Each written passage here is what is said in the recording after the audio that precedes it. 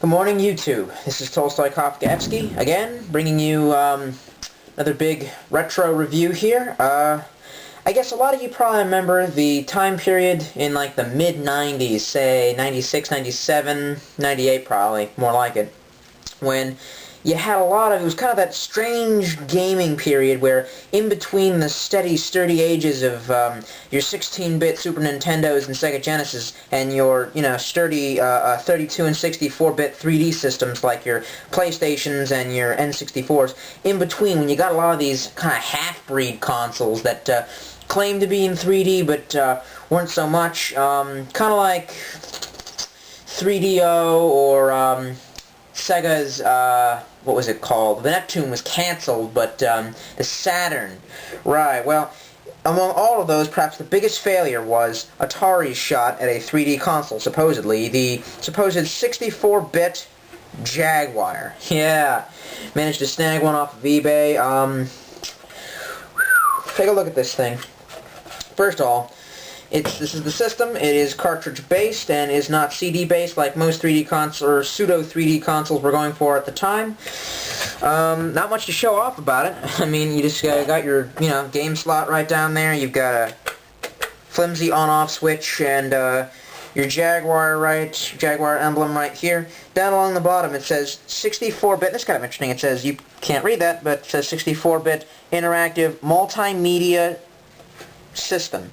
Which begs the question, how is it multimedia? I don't really think this thing is built to read DVDs or something. Take a look at the back. You've got nice flimsy wiring right there. Not flimsy, but I mean exposed circuitry, which is always nice. And that's where you plug in basically your AV cables and your power cable and... Alright, well, take a look at the games that it came with, because it did come with games. That's why it was such a good deal. This is what the cartridges look like. They are really unsexy, I guess you could say. I mean, that's really not the epitome of what a game cartridge is about. Obviously, it's about the game, but damn, they remind me of, like, Chinese archways. They're just so awkwardly designed. Anyway, okay, they came in 6 games. Kasumi Ninja. Okay, Ultra Vortex, which apparently is just the singular of Vortex, but... Okay, Tempest 2000. Soccer! Alright. Iron Soldier. Okay. And, of course, the famous Wolfenstein 3D. Which, well, what do you want to think about that? One other thing to talk about. See if I can drag it up here. Let's just put that there.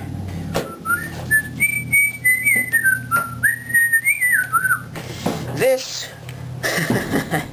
is the controller.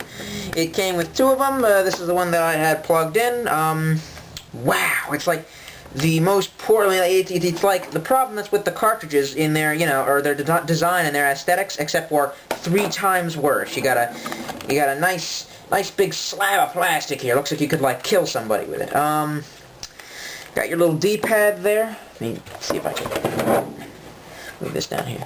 You got your D-pad here, your C, B, and A buttons, which are not nearly as nice or, well coordinated as Sega Genesis or Super Nintendo buttons.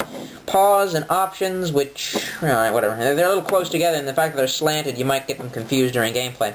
And of course, what you've probably noticed by now is your little phone down here. Because, during the game, you're going to want to, dial up your friends and have talk. I have no idea what motivated people to think that this was a good idea to, like, put a little dialing pad down there, because that just worked so great so far. Anyway. Alright, well, enough of this little pre-talk here. I suppose you want to take a look at some of the games. Gonna set it up with my TV here. Well, 2 shakes of a lamb's tail. Okay, you're staring at my old Emerson TV again.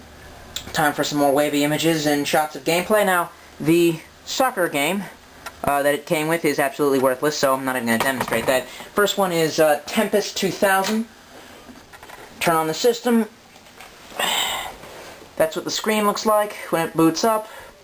It takes about an hour and a half to get the gameplay. So, yeah, there you go. Okay, apparently Tempest 2000 is actually just a remake of the old, what's it called, the arcade game Tempest, except for this time with supposed 64-bit graphics. How do I start? Loading. It's very difficult to play, takes a while to get to gameplay, and the controls are actually kind of, well, not very good. And I just died. Next game. Ultra Vortec is a fighting game where robots kick each other in the nuts. It has no blood, which is why I'm wondering why it's rated M for mature, because apparently the ASRB was around back then and rated it M for mature. Kasumi Ninja is another fighting game. This one actually has a lot of blood, which is why it's rated M. I like this little pseudo 3D screen where you pick your combatants by kind of walking around a little maze and picking your fighters. You know, select my opponent now. It's kind of like Doom, except for slow, and the frame rate is horrible and god-awful. Okay, apparently Zenzu versus Thundra. Alright. Okay, plenty of blood. She kicks me in the nuts. Blood, blood. I'm not doing very well. I jump over her. Ooh, kicking her in the face. And this is kind of sexist when you think about it. Well, maybe it's not sexist. Maybe they're saying that women can compete just as well as men. Apparently so, because she's kicking my ass. Next game. Okay, this one's Iron Soldier. This one's actually kind of an interesting one, which it actually supposedly sports the 3D 64-bit graphics that we haven't seen so far. It's about a giant robot that stomps through a town and blows up stuff. You play the giant robot. There it is. Okay, I'm going to select a machine gun for my giant robot. Yeah, good. And we're going to go around shooting stuff. The controls for this are pretty stiff. It's difficult to destroy your enemies, and the graphics look like puke. And I just have this to say about it. If this is 64-bit graphics, then I'm Mahatma Gandhi's grandmother. Although, nice attempt at it. I like how the tanks blow up into little bits. You can't destroy the town, though. That's kind of lame, but here we're going to go stomping through it. Let's get to the last game then. In 3, 2, 1. And here it is. Who could forget it? The living legend, Wolfenstein 3D. Yes, for the Atari 64-bit console. Well, the only thing that can be said about this is it is kind of a fun and cult classic game, but let's face it, you could get this on pretty much any other system. I think it was on the Sega Genesis, the Super Nintendo, pretty much on every other system. It's not bad on this system. The frame rate's a lot better than it was in the other game's pseudo 3D level, but well, I digress. Okay, my finishing thoughts on the Jaguar supposed 64-bit multimedia console. Well, first of all, this thing was a colossal failure. That you should probably know. And I think it got on the list of top 10 worst video game consoles by Screw Attack, Stuttering Craig, and Handsome Tom, which they're a funny duo. I like watching their videos. Anyway, and there are some good reasons. First of all, dealing with a cartridge console, I think makes you really appreciate CDs again. CDs, you know, and that's because, I mean, there you go.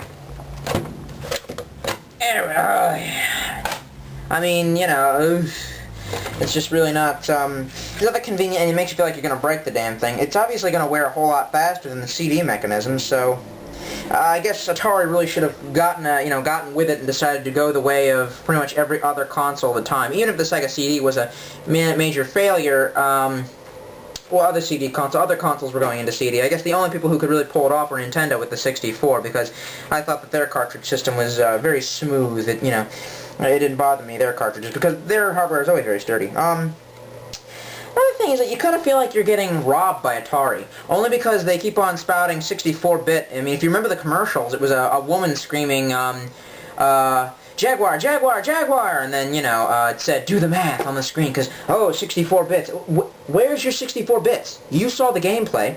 The highest, the only 3D graphics I saw were on Iron Soldier, and that wasn't even 32 bits. That was like 16-bit. That looked like, just about what the original Star Fox was, the original Star Fox was impressive for a second generation, maybe third generation, I really don't know the generations, but for a Super Nintendo game. Supposedly something that's 64 bits should obviously be able to do something a lot better. Besides that, the control pads, the control pads are horrible. First of all, the controls are extremely stiff. I don't really like them. It's difficult to kind of figure out the control scheme, only because you got kind of 3 buttons, and I don't know, and of course your numeric pad down there is not good for anything. Even in Wolfenstein 3D, you'd be thinking, oh, this should be able to, change weapons like this. No, apparently not. You can't, like, sort through weapons, 1 to 10. Also, for some reason, they're really glitchy. I have this problem where if I'm pressing, some of the buttons and moving the joypad or the D-pad at the same time, it'll just pause the game for me, which is extremely unnerving.